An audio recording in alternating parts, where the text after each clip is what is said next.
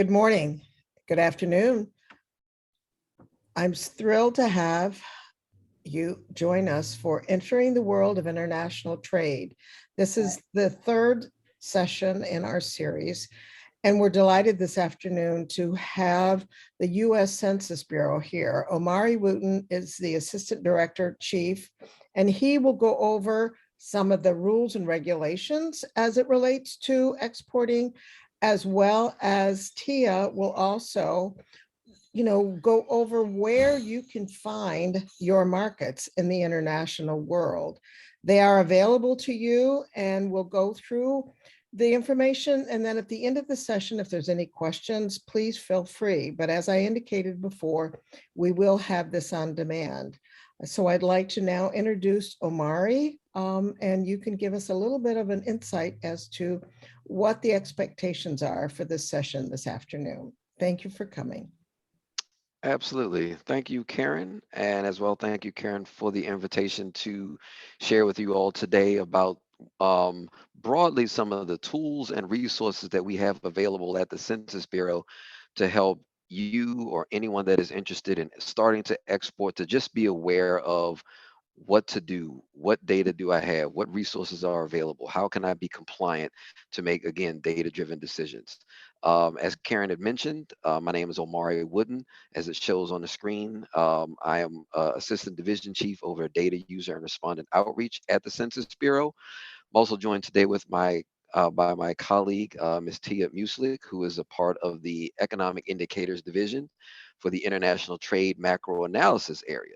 So in summary, what that in short means is I'm responsible for a lot of the outreach and training as it relates to some of our international trade products. And Tia is responsible for pushing out the data and many of those data products that, again, can help you make better data-driven decisions. We can go to the next slide. Yeah, you have to go on. They're already making $1 million before they'll even talk to you. I know. So I know. Tia, can you hear me? Can you go to the next slide? I can hear you. This one? Should be number 3.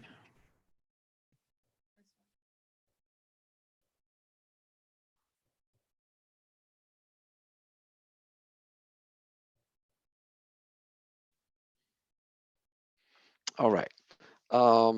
So today's topics that we're going to discuss, one will be talking about the trade data. One of the most important things as it relates to anyone interested in pursuing business abroad, because one of the most interesting statistics that you'll hear is if you're looking for customers, 95% of the world's population exists outside of the United States. So just based on population, there are more customers that are outside of the United States than are inside of the United States. So we're going to be talking about international trade data. We're going to talk about classification tools, some of the tools that we have available at Census to help you better classify your product. And then one of our phenomenal tools that Tia will be discussing is the Global Market Finder, which is a great tool, great resource that will allow you to learn about different markets for products that you may manufacture, products you may grow, and products that you might be considering to ship abroad. Once Tia is finished, I will then discuss some of the legal requirements. I'll talk about parties in an export transaction, what some of your responsibilities are, and then throughout that process, I will also be talking about best practices in compliance, again, just to make sure that you know what your responsibilities are. So at this point, I'm going to turn it over to Tia, who's going to talk about our trade data and our resources. Tia? Well, hello, everybody. Thanks, Omari. This is Tia. I'm a survey statistician at the International Trade Program at the U.S. Census Bureau. Today, I will be talking about international trade data interactive tool for U.S. exporters. More specifically, I'm going to cover Schedule B, the Global Market Finder. Finally, I'll share an additional data source that you all may be interested in. And finally, we will do questions and answer session. So starting this presentation off with Schedule B, what is Schedule B? Well, Schedule B is sort of a catalog or a schedule that contains over 9,000 export commodities and the associated codes. If you're interested in finding a specific export commodity that you're interested in potentially exporting or just looking up data for, you can find it using the Schedule B search engine. We developed the Schedule B search engine so that you don't have to manually go through that catalog of over 9,000 export commodities. It's a very simple tool to use. I'm going to do a very quick demo because it's just a very straightforward tool to use. I've included the link in the PowerPoint here.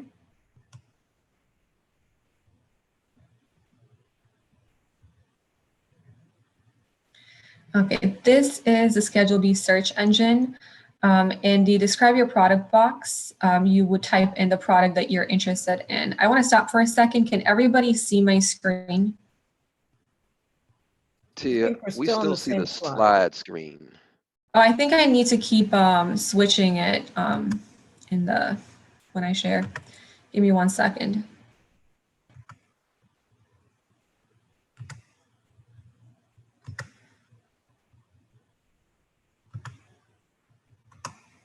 Okay, you should be able to see it now, correct? Yes, we see the search engine. Yep. Excellent, thank you. So this is Schedule B search engine. We have the describe your product box. This is where you would type in an export commodity that you're interested in. I'm going to use an example of fishing rods today. You can either hit enter or click the classify button and wait for the results. You would scroll down and there is a table with the results of your search. This would be this table right here. What we see in this table is a Schedule B number on the left-hand side and then the description of the commodity. We specifically wanted to look at fishing rods, so let's see if we have the exact result for that. The first commodity that's presented here is fishing rods, fish hooks, and other line fishing tackle, which is not what we were looking for. It includes a few other additional commodities to fishing rods. The second commodity is fishing rods and parts and accessories. Again, that's not what we were looking for.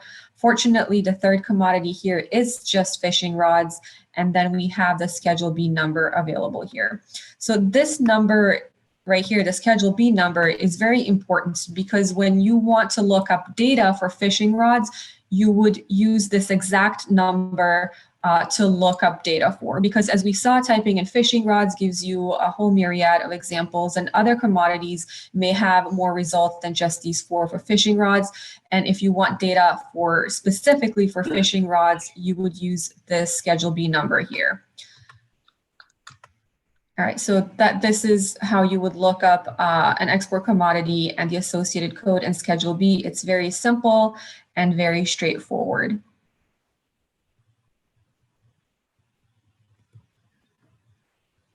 I'm going to go ahead and talk about the Global Market Finder, our data tool. I think I need to switch my screen again, the screen share.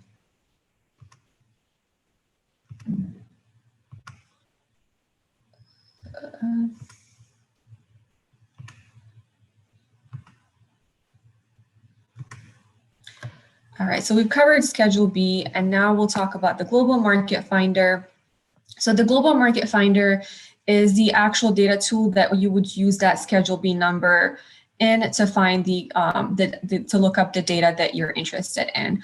The Global Market Finder is an interactive data tool for U.S. exporters that is free and open to the public. So the Global Market Finder, we refer to it as the GMF, was created with an audience such as yourself in mind. It's not necessarily it's not very complex. You don't have to be a data scientist or an analyst to use it. You could be anybody off the street, a business owner. Anyone can simply go to the website and start using it. It's absolutely free and it's open to the public. You don't need to subscribe to it. You don't need to create an account. You can just go to the website and start using it.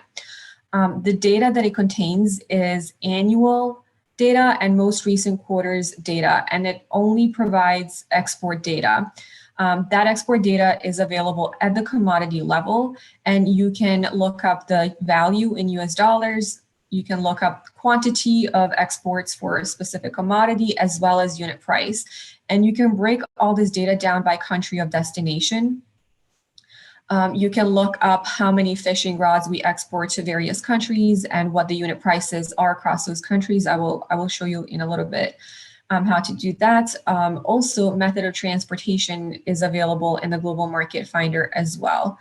And lastly, manufacturers and any other businesses who are considering potentially expanding their businesses globally can use a Global Market Finder to do market analysis, identify potential markets, and compare existing markets.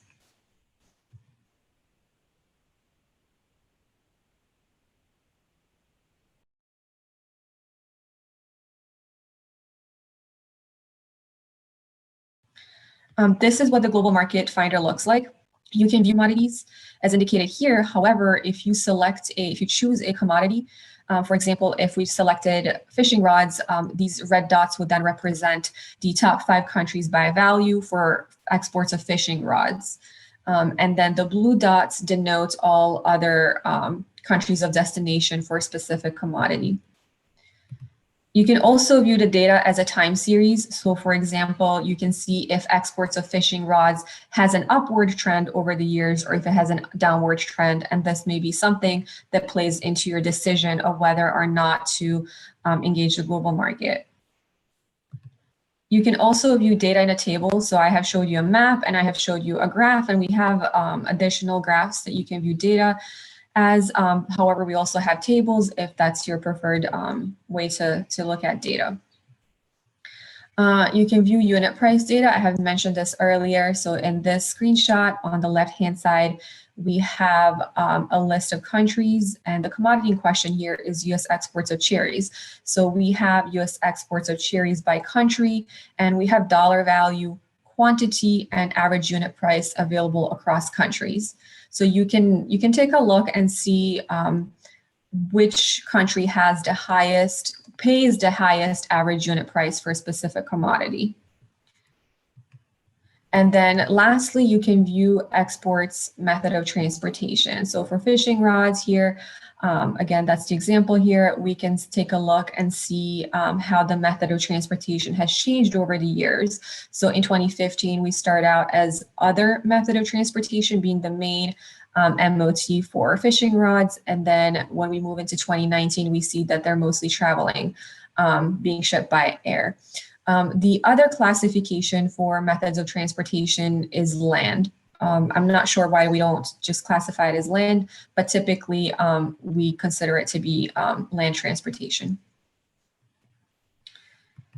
All right, so now that we have the basics covered of what the Global Market Finder is and what you can find in it, I'm going to do a brief demo for you. I have included a link on this slide.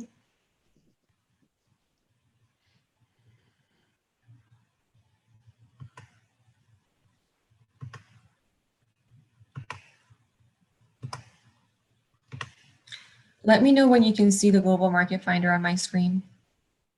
Yep, we got it. Thank you. All right, so this is a Global Market Finder live and interactive tool for US exporters. In the upper left-hand side of the Global Market Finder, we have the year. So you can click on this downward arrow and select the year that you're interested in. As I stated previously, data in the Global Market Finder is available on annual basis. And then when we have, and it also has the most recent quarter's data available. So for example, next week, we're going to publish data for March 2022. So you can expect to see 2022 Q1 data here as well. I am going to keep it at 2021. Just a note, I want to point out that you can access Schedule B from here as well. We just thought it would be convenient to include a link to Schedule B in the Global Market Finder, since you will need to look up that commodity code in order to pull data for it in the Global Market Finder. All right, so to select your commodity, you would click on the downward arrow. This sometimes takes a minute to load.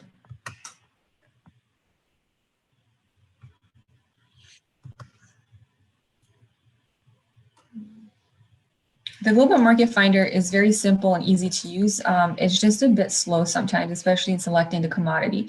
So earlier we looked at Schedule B, and we have pulled this commodity code as the one that we're going to use. So we're going to go ahead and look it up in this drop-down menu. So it was 9507.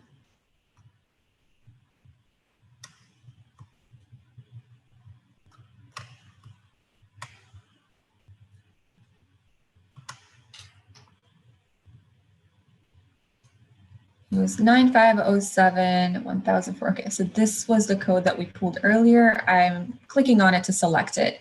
And as you saw, that these red dots jumped around and they changed. And now they display data specific for fishing rods. And we can see the red dots are the top 5 countries for exports of fishing rods by value in US dollars. So we see that our top 5 countries of destination for fishing rods are the United Kingdom, and this pop-up box gives you the country name, the value, and the quantity as well. So we see United Kingdom, we see Netherlands, France, we see Japan, and then we also see Australia here.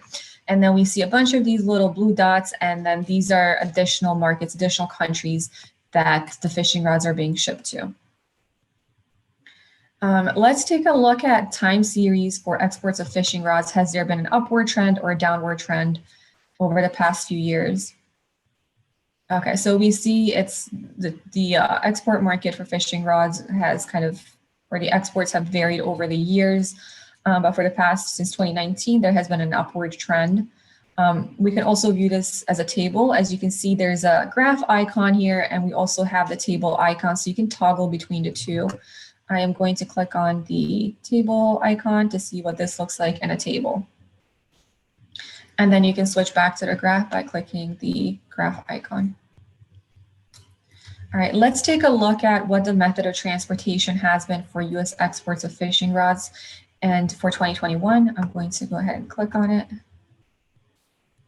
All right, so we have a bar graph across the last few years, 5 years. And we see the trend has been consistently air. So we've mostly been shipping our exports of fishing rods via air. And it makes sense because if you recall the map, most exports of fishing rods went to, I believe it was the UK, Netherlands, France, Japan, and Australia, I believe. So land is not going to be an option in terms of method of transportation. So this makes sense what we're looking at here. All right, and then let's take a look at this last tab, which is going to give us unit price for fishing rods. All right, exports of fishing rods, and we have the US dollars. If you hover over these little circles, it will give you the country that it represents, the total value, the quantity, and the average unit price for that country. So we see in the United Kingdom, the average unit price for fishing rods is $121.64. And then if we go down here, let's say this is for El Salvador, average unit price for fishing rods is $7.57. So quite a big of a difference from, was it the UK up here? And you can view this data in a table, which personally I prefer. And then again, we see the data for fishing rods broken down by country. Here, countries are on the left-hand side. We see the value by country, the quantity, and the average unit price. If you click on this little sort button, it sorts the average unit price in descending order. So we see that Czech Republic is paying, has the highest average unit per price for fishing rods.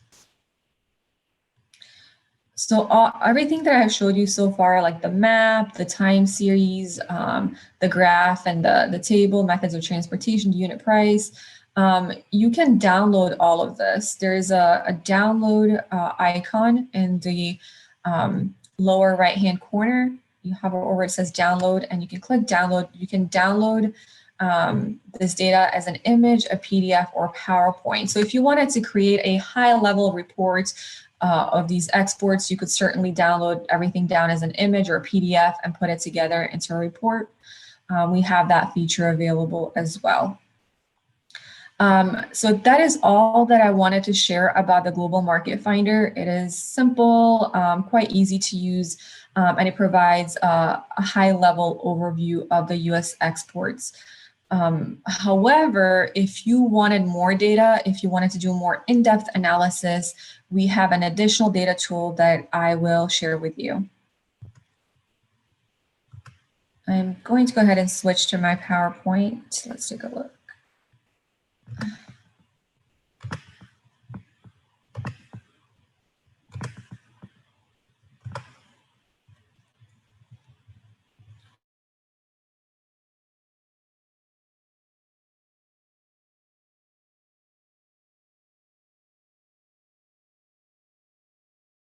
All right, so the additional data source that I wanted to share with you is USA Trade. Did I lose you? Can anybody see the PowerPoint? Yes. Yep. Thank you. USA Trade Online is an online database that is free and open to the public. And while USA Trade Online is completely free and anybody can use it, it does require that users set up an account. We just need an email address associated with the account, but everything is absolutely free. And then in order to access the data, you need to log into your account every time. We require a setup of the account because there are features in USA Trade Online that allow you to save your data searches, and they allow you to pull these data reports at a later time. We also allow you to modify the reports and resave them, download them, email them, share them with other data users. So that's why we require an account. USA Trade Online provides monthly and annual US export and import data at the commodity level. So this is where it differs a little bit from the Global Market Finder, as it provides monthly data, not just annual data, and it also provides import data and not just export data.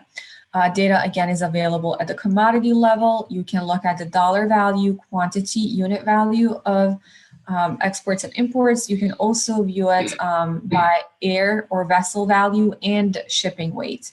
You can break it down by country, just like in the Global Market Finder. However, we also have breakdowns by geographic regions. So if you wanted to see Central America, for example, and our trade with them, you could break it down by those regions, by trade agreements and international organizations.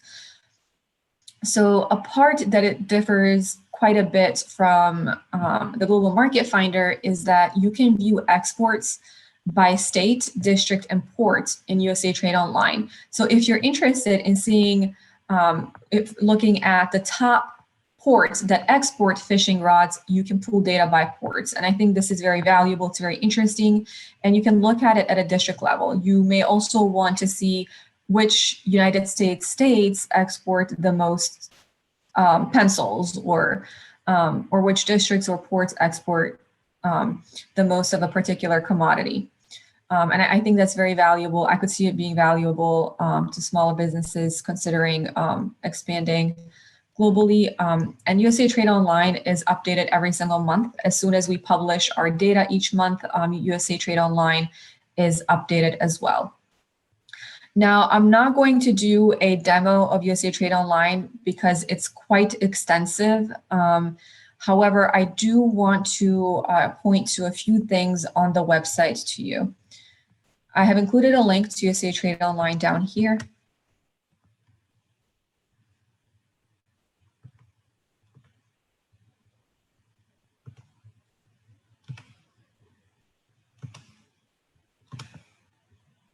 All right, so this is the landing page for USA Trade Online. And if you don't have an account in USA Trade Online, you would click on the Sign Up Now button and create your account. Once your account is all set up, you would click on Log In to log in and start accessing the data. A couple of things that I wanted to point out is please take a look at the list of available data in USA Trade Online before going through the trouble of signing up for an account and trying to navigate it. It's probably best if you take a look at the list of available data and make sure that we have what you're looking for. So this is a very, very specific list of what USA Trade Online contains in terms of the data. We have that district data that I talked about, port level data, state data, and then we also have data by NAICS at the district level. And there's a disclaimer on the top. I receive questions from our data users on a regular basis asking if we can provide data on which companies export a particular product or particular good. And that's why we inserted this disclaimer here stating that the US Census Bureau does not disclose or publish any data that identifies individuals or businesses. So we do not publish data at a business level. We have very strict privacy and confidentiality laws and regulations that prevent us from doing so. However, like I stated before, you can look at data by ports, districts, etc. Help and FAQs tab is also a really important tab to keep in mind because it contains the user guide and tutorial videos. USA Trade Online has a lot of data. It has an incredible amount of data that you can slice it and dice it in so many different ways. And while it's great to have that much data in a single database, it can get a bit confusing. So I strongly advise to go through the user guide and use the tutorial videos as needed. And then lastly, there's a release schedule tab. It provides a link to our release schedule. So we, like I stated earlier, we update USA Trade Online every single month. And this is a schedule that tells you when we will be updating the USA Trade Online. So for example, May 4th, next week, we are going to update it, and the most up-to-date data will be March 2022. All right, I think that about covers it for USA Trade Online. I think at this point, we can do some questions and answers. But actually, before we get into that, I just wanted to kind of share one more bit with you is we have a lot of resources available. And I think during today's presentation, I shared, the hows of how to use the Schedule B, the Global Market Finder. But one thing that I really hope that you get out of this is just keep in mind the resources that are available. Don't worry so much about the how, just know what's available and where. And if you need help with Schedule B or the Global Market Finder, how to navigate it, or USA Trade Online, you can always reach out to me and my team, and there are plenty of other resources that can help you navigate those data tools. That's excellent. Thank you so much. I think that we've got a question. Jay, you've got one from the chat box? No, actually, I thought of this one on my own, but I think it would be of interest to a lot of people. For Tia, regarding the Global Market Finder, how has the pandemic and the worldwide supply challenges affected the data, making it, in other words, do you believe that it skewed the data to the point where people shouldn't be making decisions based on 2020, 2021, or are the trends pretty much the same and it can just be adjusted? Or is it situational depending on, what the industry is? So we have a whole team of mathematical statisticians that apply adjustments to our data. So I'm not a mathematical statistician. I kind of can't really speak too much about the methodology that's used to make our data reliable and accurate. But I would say that our data is certainly something that it's the most reliable international trade data that is out there. We are the official source of import and export data for the United States government. So it's absolutely reliable and accurate. In terms of the trends, like import and export trends, yeah, we have seen the change in 2020, 2021, and we're still seeing kind of different trends. I would say maybe anomalous a little bit. Right. I guess the follow-up question with that is, are the past couple of years showing the trends that would help me make decisions, or would it be better to go back to 2019 when the supply chain was much easier? In other words, if I'm deciding whether to ship at all or to ship to particular countries. Right. I mean, Jade, that's a really great question. I'm afraid I don't think that I'm qualified to answer it, because if you're trying to say, in predicting the global markets, if there's going to be demand, if it's going to be worth exporting products due to supply chain challenges, et cetera, it would take more forecasting to kind of see what the future holds. And of course, you would be using our data, and I'm not quite sure how to answer that. I'm not quite sure I'm qualified to answer that. I think guess then maybe the thing is use some other resources with this data. This data is a piece of the puzzle, and that other people who are more familiar with the with the shipping challenges, for instance, would know whether the slowdown in the data, for instance, was just because the shipping wasn't available, not because the demand wasn't there. Right. I mean, I think, well, the pandemic has impacted different countries differently, not just in terms of shipping, like the production and other things that I would assume as well. But it's not something that I study as, yeah. And also one thing too, I'd like to add with that is that's where our partnerships with the other partnership government agencies, such as International Trade Administration, U.S. Commercial Service, where they actually have resources in foreign countries, where they can be more willing to speak to how the demand is in that particular country versus our data then telling that exact story. Because to Tia's point, we provide the data, we are showing what has happened based on the pandemic, but we're not necessarily forecasters. But U.S. Commercial Service, International Trade Administration, in many cases, they have people in foreign locations, so they can say, no, the demand is still strong.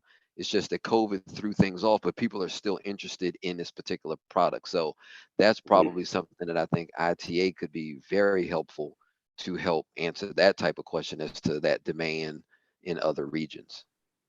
That's great. Thank you. And another question that just kind of surfaced is, as far as the pricing in both of the U.S. Trade Online and what you can find in the Global Market Finder, is that the buying power, the selling power? So that's a wholesale instead of a retail pricing.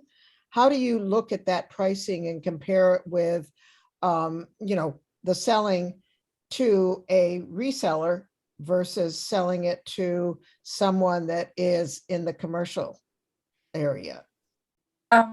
So the unit price data that we have is simply taken the value in US dollars divided by quantity, and that's how that's derived. And I believe, and Omar, you can help me out with this, the value in US dollars, that's, I believe, the declared value of exports. Correct? Correct. And that's the actual selling price. But Karen, that's actually a great question, because one of the things that our data speaks to is what is the sale between the foreign buyer and the US seller and the foreign buyer. So if that foreign buyer happens to then be a reseller, that's something that's probably a little more difficult to determine, because that's where we're trying to track that transaction between the foreign country and the United States. But then that entity may then turn around and then sell it again. That's something that we can't really make that distinction from our data. Okay, thank you. It's curious. We all want to know exactly what the fishing rods were, that the 2 fishing rods for $1,500 each in the Czech Correct. Republic. Right. As opposed to the $7.57 ones that went to Guatemala. Mm-hmm. Now, one other thing to make to really speak more to that comment, one of the things that you will see when Tia pulled up that data is certain products, based on their classification requirements or their classification, don't have units of measure. So what is something that is called X, no unit of measure required, because the particular product could be measured so many different ways. Is it weight? Some of the same product might be very heavy, some might be very light. So some of the designations say no unit required, but in some cases, we do have a unit of measure, such as kilograms, number, pieces, pairs, and so forth. Mhm. This fishing rod example is a great example because it's one, it's number of fishing rods. So it's not a pair. So the question of, is this a wholesale or bulk or anything like that? This is to the individual product that's being sold. But again, you always have to go back to the classification to say, is this measured in tons? Is this measured in square feet? Which then again helps speak to the unit price. Because one of the things too, to that screenshot that Tia had up, I would also scroll down to see now also the quantity, because you saw the Netherlands had a large quantity. So the Netherlands might be a better ratio to look at in terms of that unit price. Because if you sell a fishing rod, let's say for $100, but there's somebody in some country that's buying it for $1,000 per, well, that might be more of an anomaly than what the standard regular price might be for a particular product. So that's just something to consider through this whole process. Now, it seems to me that there's two ways to use that data. One is traditionally to see that they're shipping a lot of stuff to Australia and the UK, which means there's high demand for American fishing rods. But couldn't you, with the help of foreign advisors or US advisors in foreign countries, know that maybe the market's saturated there? Maybe the countries that aren't importing a lot of US fishing rods, maybe there is a market, maybe that's where the market is. But you'd have to be on the ground to know that. But at least the data gives you that, you know, that we're not shipping a lot to Malaysia, for instance. Why? Maybe they're buying Japanese products, not American. Maybe there's a high demand for American products. You know. Well, one thing that Tia didn't have an opportunity to do a demonstration on, that's where the power of USA Trade comes into play. One of the features in USA Trade is you can sort by time, so you can see growth rate for a particular market. Because if you're, let's say, exporting fishing rods, you're a manufacturer of fishing rods, more than likely the largest importers of fishing rods in foreign countries will be probably Canada, Mexico, and then possibly China or another country, just because of Canada and Mexico's proximity. But one of the great features in USA Trade Online that we always encourage people that are considering exporting is search by growth rate.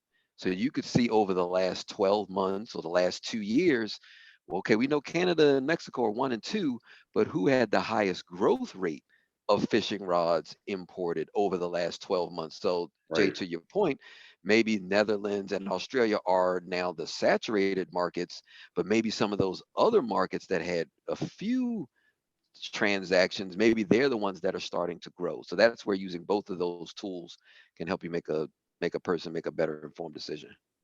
Right. Sorry, Particularly Tia, since, you know, that. you're looking for your markets, you have limited resources. We saw in the first session, for instance, that there were grants to go to foreign trade expos and this kind of thing to try to identify who your markets are, maybe who the brokers are. And so you don't want to waste your resources. You want to go for where you think the market is really growing. Sure. And I think one of the final questions, so we can get to yours, Omari, is what happens if my commodity doesn't have a labeling, a number, it's not in the schedule? Now what do I do? That's a great question. If you type in a commodity in the Schedule B search engine and nothing comes up, there is a team of Schedule B experts, and their contact information is available right under the search box on the Schedule B search engine, right underneath describe your product search box. Their email address and phone number with the extension is available right underneath. So if you're not seeing your product in Schedule B, please contact them. You can always contact me, but most of the time I have to ask them and consult with them. So they're the best team to respond to that type of a question. That's great. Thank you. Thank you. And if we think of any others, or if we get any other questions, if we've got time at the end, we'll address them. But I want to make certain that we've got enough time, Omari, for you to kind of give us the rules for the road, you know, the rules and the requirements, and making certain that once we as a small business exporter start that process, that we don't get our product held up either in a container here in a US port or in a international port, and to make certain that those filings are done properly. Sure thing. So I will now share my screen.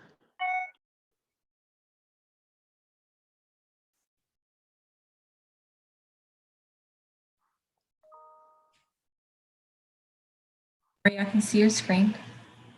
Okay, let me. Okay, do you all see the slides? That's great. Thank you. Okay, so to Karen's point, Tia just discussed the data and now trying to find new markets and how to enter new markets. One of the things that we want to make sure that you all are aware of is also just the compliance perspectives. What does it make sure that your products are exported properly to make sure that you are being compliant with the laws and the regulations? So for the next few slides, one of the things I'll just discuss are some of the requirements. I'll make sure I explain them in plain language to make sure that it makes sense so we don't get lost in sort of the legal technical terms, but just to make sure you have a better foundation of the process to make sure that you are compliant. So as Tia had mentioned, at the heart of the Census Bureau, we are obviously a statistical agency. That's our responsibility to put out these monthly trade figures. Tia mentioned it throughout her presentation. That's our ultimate responsibility, to capture and collect and then publish this information. But through that process, we also work very closely with enforcement agencies such as Customs and Border Protection and the Bureau of Industry and Security that both have certain types of control and authority over export transactions. They have that enforcement authority. One of the things that I always like to jokingly say is we have the notepads and pens and papers and calculators. They're the ones that carry the guns and the badges at the port to enforce a lot of these particular regulations and requirements. So in addition to our statistical purpose, we're also responsible for writing the regulations and the collection tool itself to help companies such as yourself learn more about how to export. So one of the most important things when it comes to exporting is to understand who you are in the export transaction. One of the best ways to fulfill your role is to better understand what your role is. So what we're going to do on these next couple of slides is we're going to talk about parties in an export transaction, both on the domestic side, talking about here in the US, and then on the foreign side, just to make sure we have a better definition of what those terms are, and then what your role is in the transaction. So on the domestic side, we have something called the US principal party in interest. We've got the US authorized agent, and we have the carrier.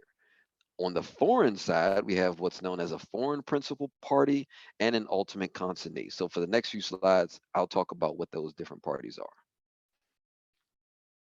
So when we're talking about a US principal party in interest, the way you want to think about that is the person or entity in the United States that's the primary benefactor or the principal benefactor of an export transaction.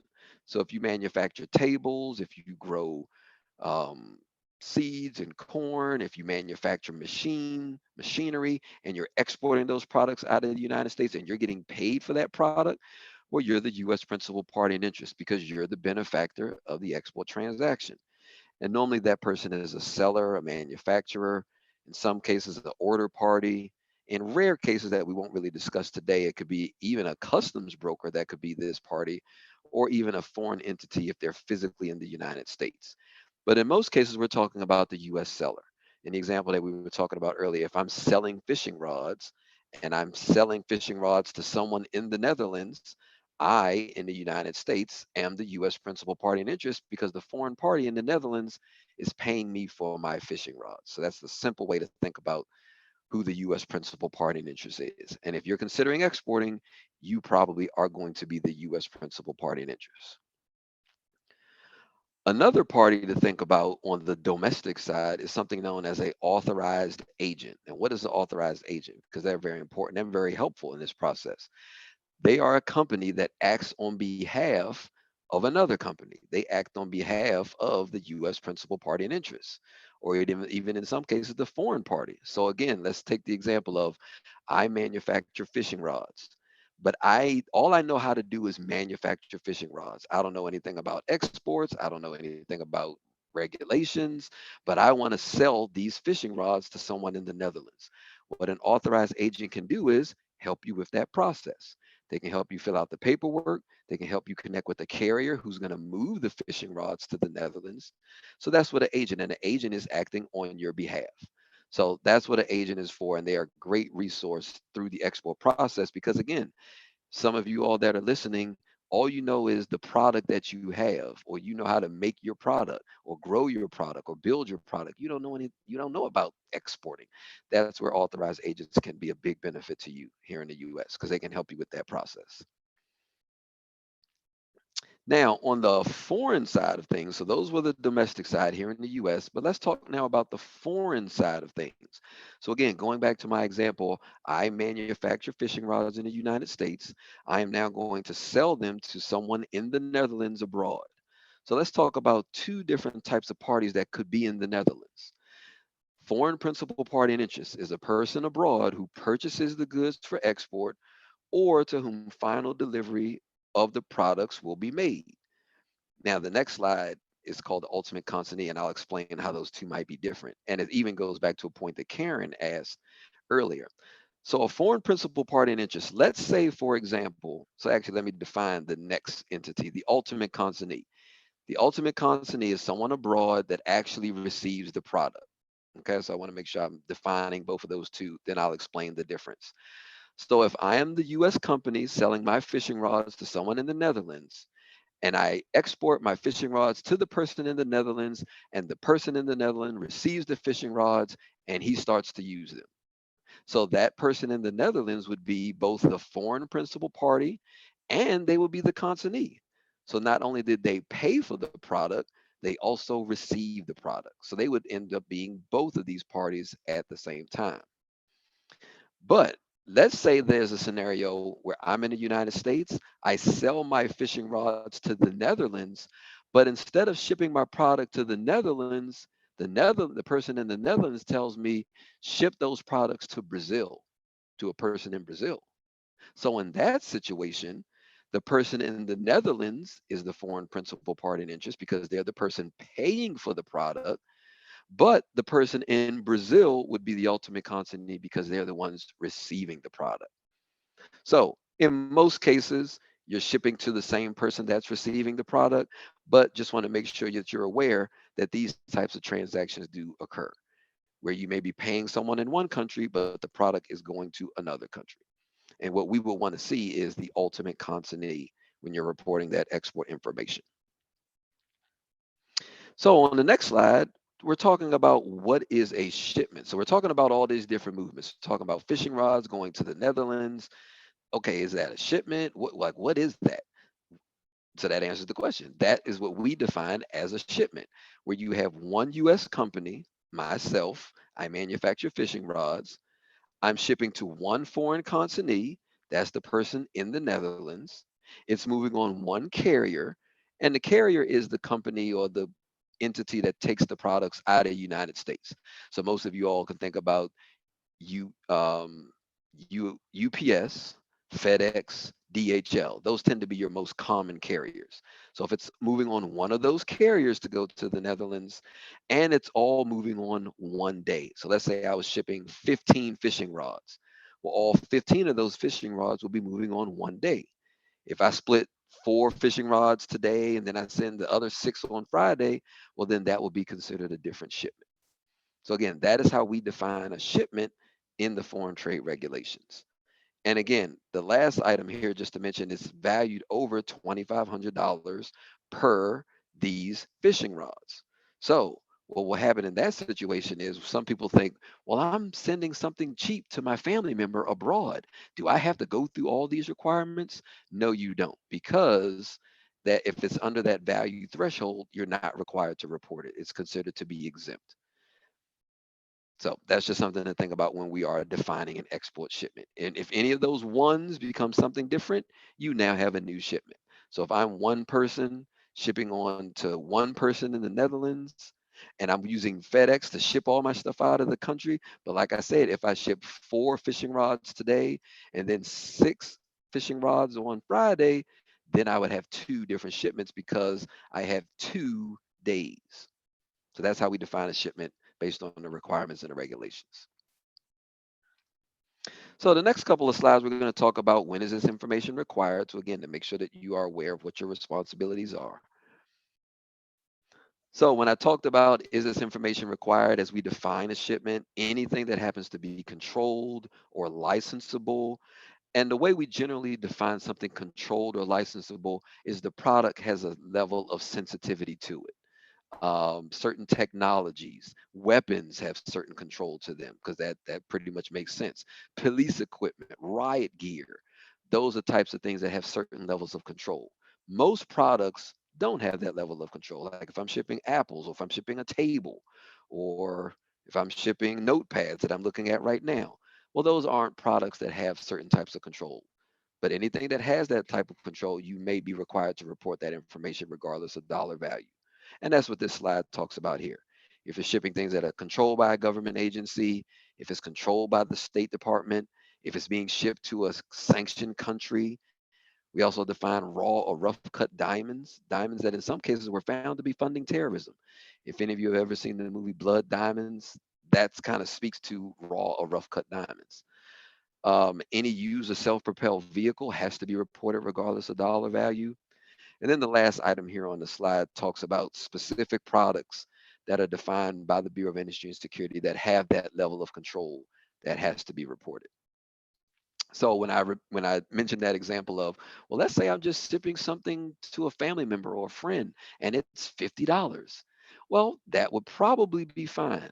But if that product that you're sending to your friend abroad happens to live in North Korea, now that becomes a different thing because the country that you're shipping to happens to be one of those sanctioned countries. So those are all the questions that you normally want to ask yourself when you're exporting products. Now, in certain situations, so we talk about just now on the last slide, everything that is required. Now we're talking about situations where this isn't required. We have a data exchange with Canada. So if you have exports that are going to Canada to stay in Canada, you're not required to report this information electronically. I already talked about if it's below a certain value threshold, you're not required to report it. Also, tools of the trade, items that you're physically carrying that are coming back to you, back with you into the United States within a year. For example, if you're taking laptop or you're taking personal equipment with you and you're going abroad, you say, well, if this is over a certain amount of money, am I required to report this? You would not be required to report it because we consider that tools of the trade. And then there are several lists of all different types of exemptions. I just wanted to list these most common ones here.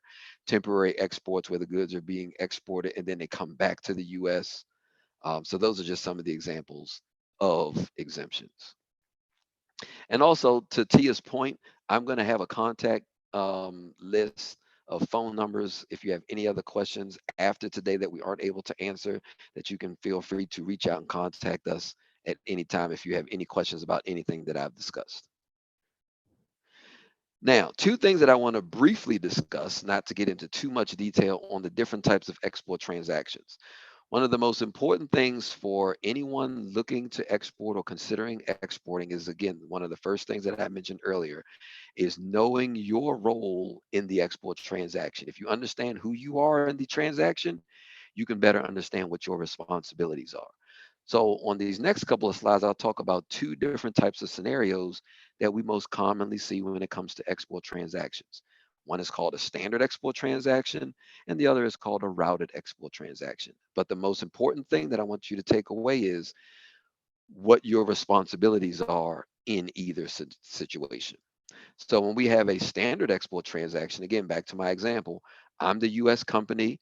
I'm filing this electronic export information to the Census Bureau. So Tia sees it when she does her data analysis. The regulations people at Census, they see it. The collection people see it. So when you're reporting this information, I'm sorry, let me stick with my example. The fishing rod manufacturer, I'm filing this information, or I'm letting an agent fill out this information for me. So that's a standard export transaction. So what are my responsibilities as that person, as the fishing rod manufacturer?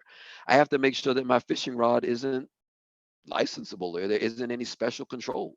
Well, let's say my normal fishing rod doesn't have any special control.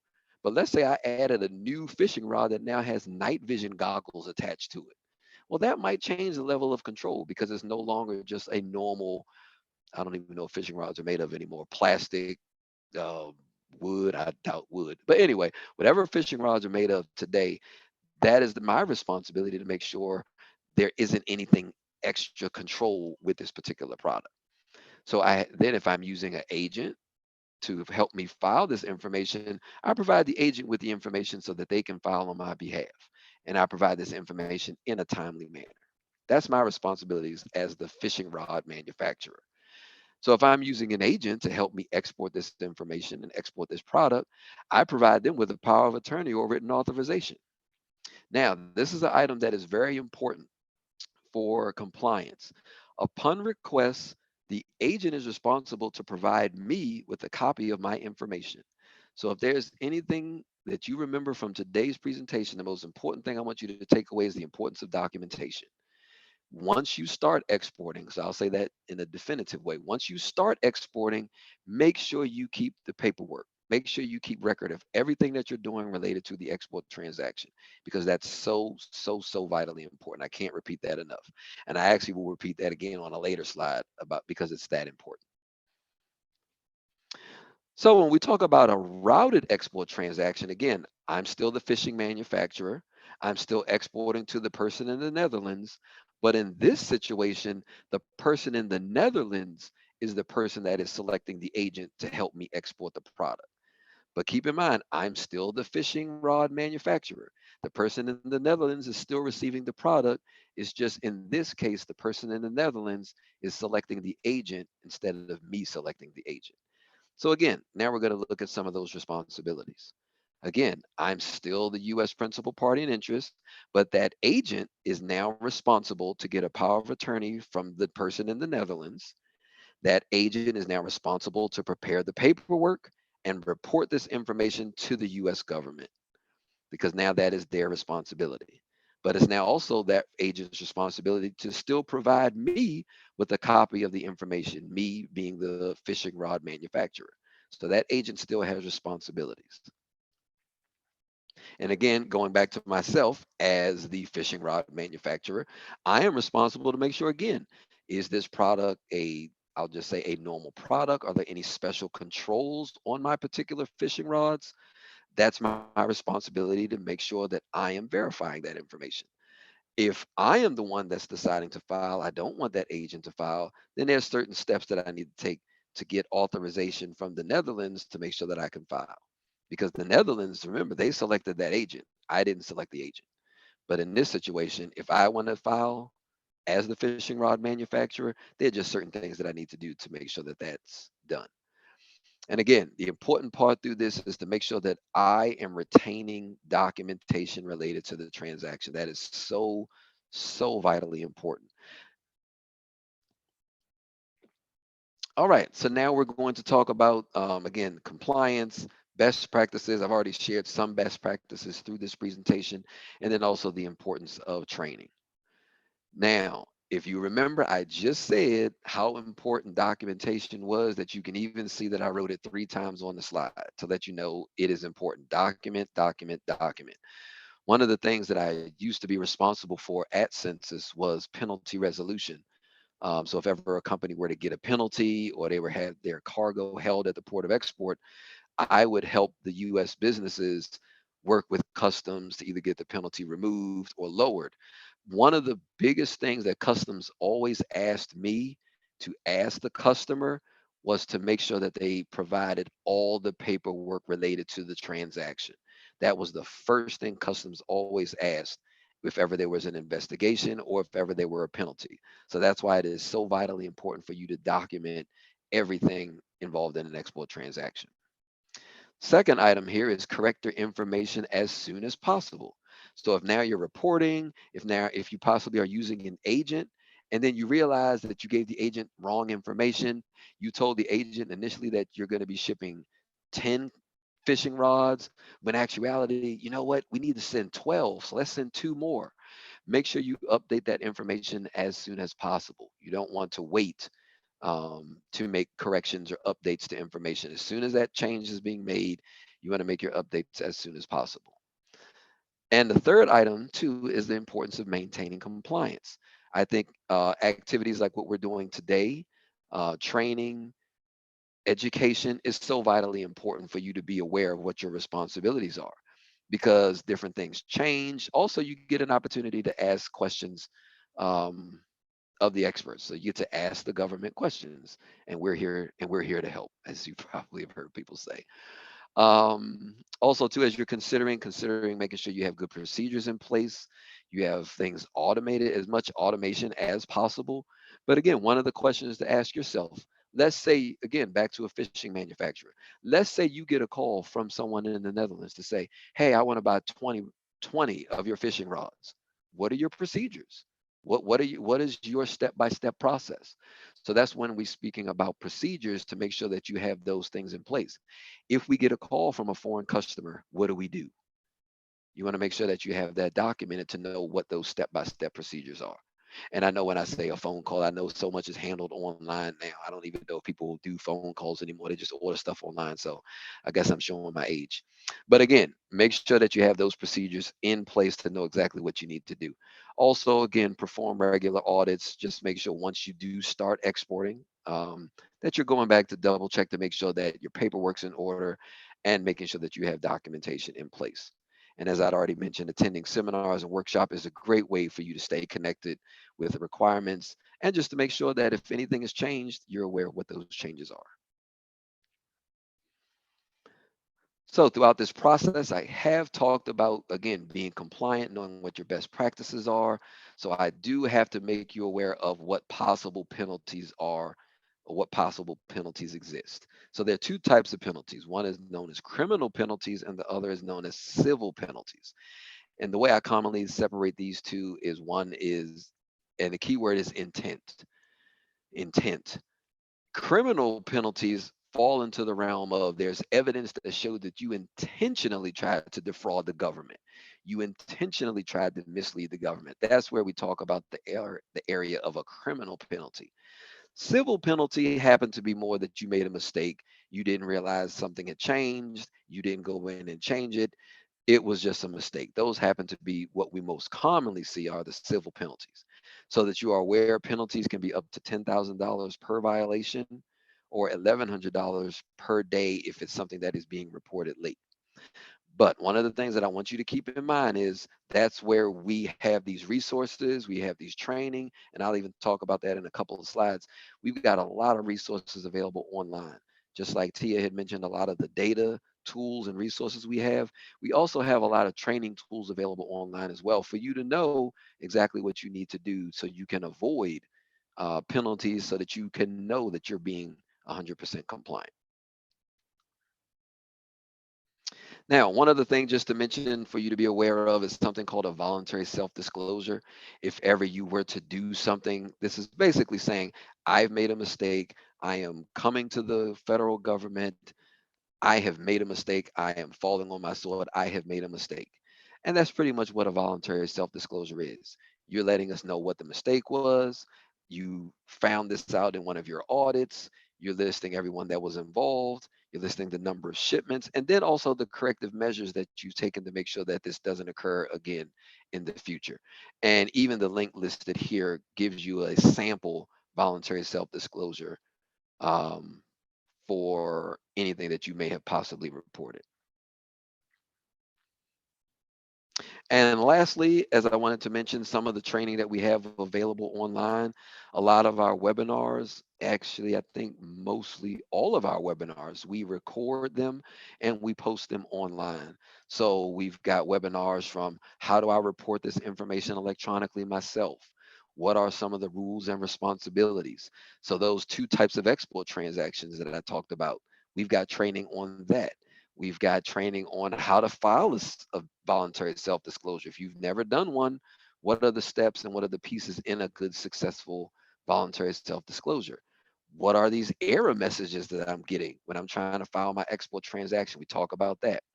And one of the great things, and this ties back probably to what you all heard this morning, is we also work very closely with our partnership government agencies to let you know about some of the different resources that are available. We work very closely with the Small Business Administration, Export Import Bank, Directorate of Defense Trade Controls at the State Department, Bureau of Industry and Security, and all of these resources that we have, those webinars we record and we post them online as well. So below on this slide actually has a link to that, and you can go on, you can find out about finding new markets, finding new buyers. How can you avoid challenges abroad when you're dealing with foreign customs? So we have, again, a lot of those resources that are available online. And again, all free of charge, all available on demand anytime that you need assistance. So that has come to the end of my presentation. What I do want to put up now is our contact information. Just as Tia had mentioned, this is our contact information if you have any questions. Option number 1, that's the actual system, the collection tool. So if you say, hey, I want to file this information myself, that is the area that helps anyone if they're filing on their own. Option number 2, classification assistance. Tia had mentioned this as well, where if you're trying to classify your product and you just are having a hard time with the search engine, this is the group that's ready and willing to assist you with that. A lot of the things that I discussed talking about regulations and requirements, that's option number 3. Tia and her team work at option number 4. So again, if you want to learn more about the Global Market Finder, USA Trade Online, or any other data products we release, Tia and her team are in option number 4. And then if you want to learn more about our outreach activities, other webinars, other trainings, that is option number 5. So that is all of our contact information, and that's again available at the slide. So at this point, I have reached the end of my presentation. I will stop sharing and see if we have any questions. Well, I want to first thank both you, Omari and Tia. This is so helpful. And it gives us just enough information so that we know what we have to plan for and what we have to put together as far as internally in our own business to be able to make that next step, to go, to be ready, to be capable, and to where we need to go. So I want to thank you both. This is very, very helpful information, and it's a great connector. And I want to share with all the small businesses that are going to be listening to this, please understand fully that these folks are available, that this is a resource that is free to all of you, and that they will help you. If they don't have the answers, they'll find someone that can help you to find those answers. So one of the questions that over time, and I thank you, Omari, you and I have been working together now for over a decade. So Yep. One of the questions that always continues when I sit in these seminars with other businesses, small, medium, large, and when they have contracted with an agent, freight forwarder, one of those professional folks, and their assumption is they're going to do it all, and that they're going to be responsible if there's a hiccup. Can you kind of address where that responsibility, because I know you kept saying, make certain that you have your records, have your documentations, have all those papers. But at the end of the day, when there's a potential fine that could be issued, where is that responsibility? Great question, because that's a great point. That's one of the things that we do hear a lot. So again, back to my example, if I'm a fishing rod manufacturer, I'll just say, oh, my freight forwarder is taking care of everything. And what people will do is they will, in a sense, self-blind. They'll say, oh, well, my forwarder is just doing everything and I don't care about what they're doing. That's probably one of the worst things that you could do. That agent is there to help you, to assist you, but that keyword is help and assist. Myself, as again, my example of myself as the fishing rod manufacturer, I still have responsibilities. I need to make sure that based on the advice that Tia gave, I need to make sure I look up the classification number. I need to make sure that I'm providing a correct, accurate invoice, the sales receipts of the sale that I'm making to that person in the Netherlands. I just want to make sure that all that information that I'm providing to that agent is correct. Then it's my responsibility, let's say after the export has taken place, it's then my responsibility to follow up with that agent to confirm, Did you send this off? Can I get confirmation of what you sent? Can I get a confirmation of the paperwork you provided to the government? So Karen, that's a great question, because it's then now my responsibility to follow up to make sure that it was done correctly. So that's the biggest key. That agent can be a great resource, but you also want to follow up. One of my old bosses used to say, trust but verify. So that's the key. You trust that they're doing the right thing, but you verify. You go back, you get copies of information. Great example is, if you purchase anything, you want to make sure you get a receipt, a proper receipt. The person hands you the box and say, hey, congratulations, here's what you just purchased. You'll say, can I get a receipt? Even though you may have the product in your hands, you'll say, I need a receipt just in case you need to return it if something is defective. That is my responsibility. So that's the exporter's responsibility. Great question. Another question would be, is there an agency or a group that vets any of these supporters of small businesses or big businesses that get into the international arena? I mean, as an agent, as a point of contact, is there any agency or group or that might have that vetting capability to make sure? Because I know that now, as you had indicated before, there's a lot of this online. And so oftentimes we kind of go out there and we're excited about our product and we want to get it out across the world, but we really need a freight forwarder, or we need an agent, or we need, where do I go to get those?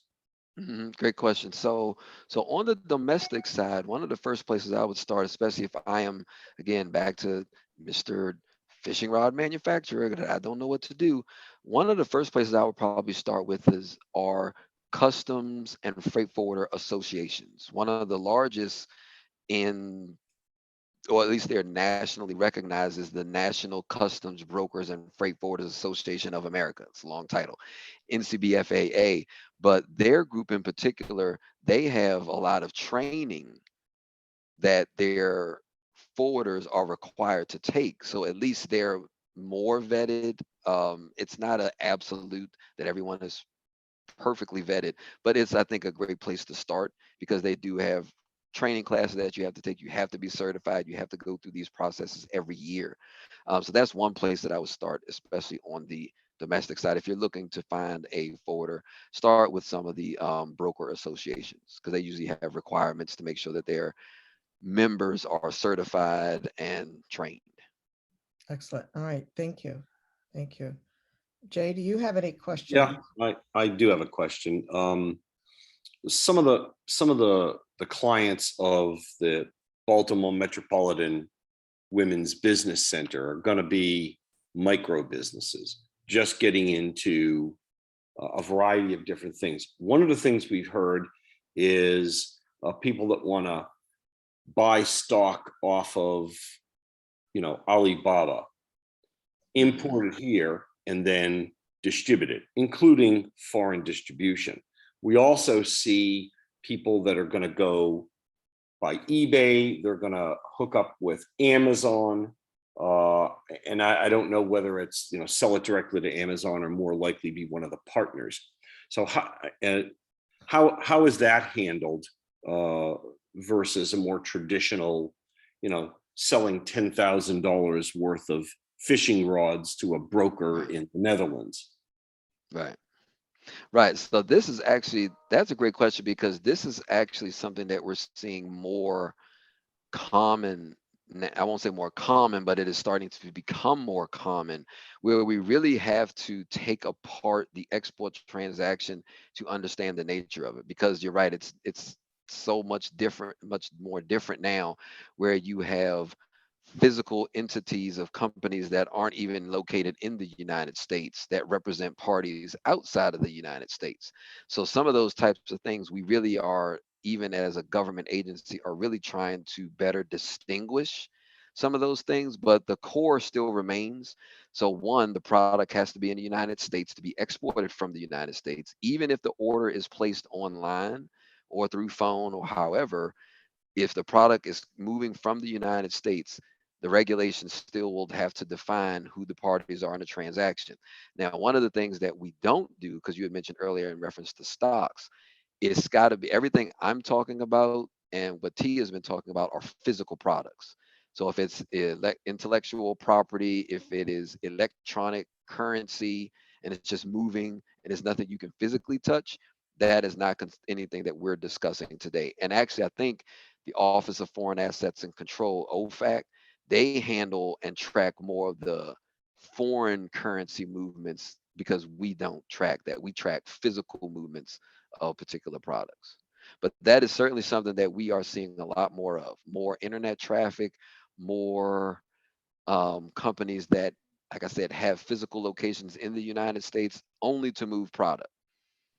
Only to move product. They're not they may or may not have a physical location at all. They just may have a PO box. So some of the things that we are continuing to work with is just to make sure that companies understand what their responsibilities are, because those areas can get a little bit gray, to make sure that we're explaining what people's responsibilities are. Now, to be clear, because of the rule of one, if I don't sell $2,500 worth of goods and ship it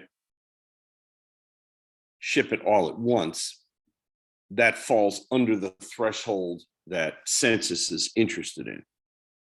That's correct. In terms of you having to report that information, that's correct.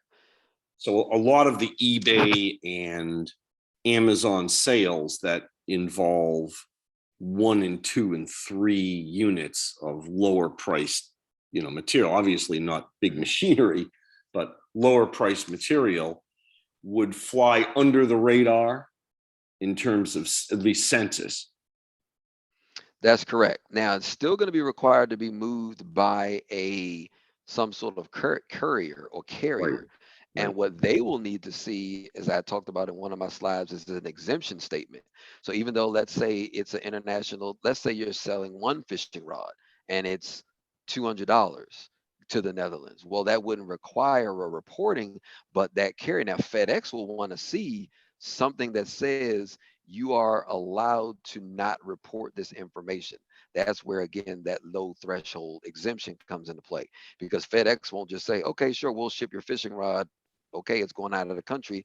They will also want to confirm it's below the threshold, and they'll need an exemption statement to make sure that can move successfully. And that's something that the PPI has to fill out and submit. Correct. But working with the agent, they will probably tell the agent, hey, my product is $200. And they'll say, okay, your product is exempt. And the agent can probably then give them a recommendation of what they should state so that they're not required to report it. Correct. Sure. So this is something when I'm just beginning to ship, I have an advisor, they work through that. And then I know that if I start making larger sales, then there are different reporting requirements, but at least I have the system set up, whether it's again through eBay or Amazon or some other, or directly off of my website for that matter. That's correct. Yep, absolutely. Okay, thank you. Yep. Well, those are excellent questions. And I'm sure that, we're all going to think of a few more that we should have asked you. And as we post this online, that we will get other questions. And thank you for giving the resources. And we'll make certain that we do have that resource list that is published on our website, and it'll be available through the Women's Business Center as well as the SBDC. Is there any kind of last word of encouragement, support, knowledge that you wanted to share with the small business community? One last thing that I will say is, because I work a lot with the other partnership agencies that really push exporting, give it a shot. One is give it a shot, because there is opportunity. And just from a statistical perspective, we see those companies that are able to export are more financially stable, because they're able to withstand downturn in one market. So if the US is struggling financially and you're in another economy, you have a better chance to withstand whatever is the struggle in the United States. Then you add another economy. So what I would like to say is the opportunity is out there. To Karen's point, there are resources available too. There are so many resources available to just help you, to answer your questions, to help you get started. So that would be my last 2 cents. Tia, anything else for you?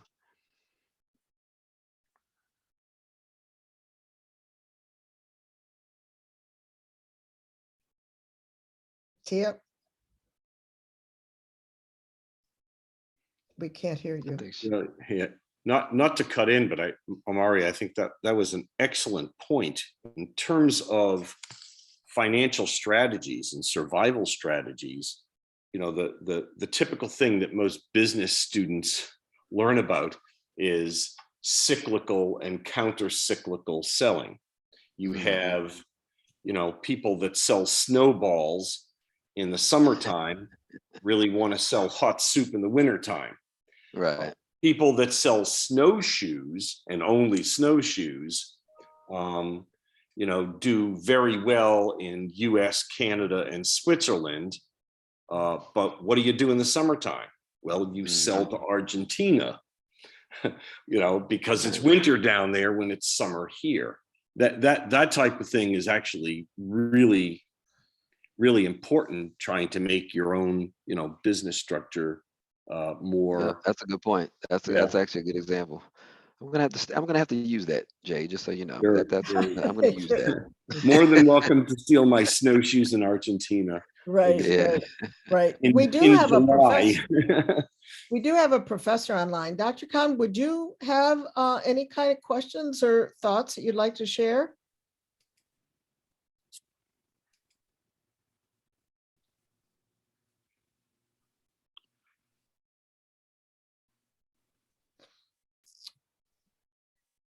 All right, I think that with that, we're okay. going to wrap Now, up. I think, can you hear me now? Oh, yes, now we Oh, can there hear we you. are. Yes, please, go ahead. Oh, Yes, please go ahead.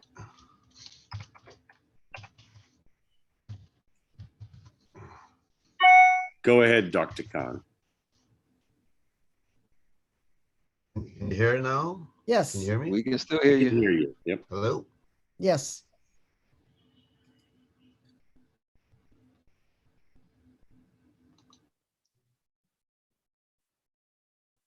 Yes. Being recorded. Okay, hello. Hello, how are you? Yes, Hello? thank you for joining us. Do you have any thoughts or questions that you would like to ask our content experts from the US Census? No, I don't really have sort of comments. I've been listening intently to the discussion that's been going on with these experts, and it's been really useful. I think a lot of things that we teach students over here in academia, you know, lots of practitioner approach advice that you have given is something that's very useful for even us professors to share in class as well. So what you know, these kind of I guess mechanics really comes into the mechanics and development of actually the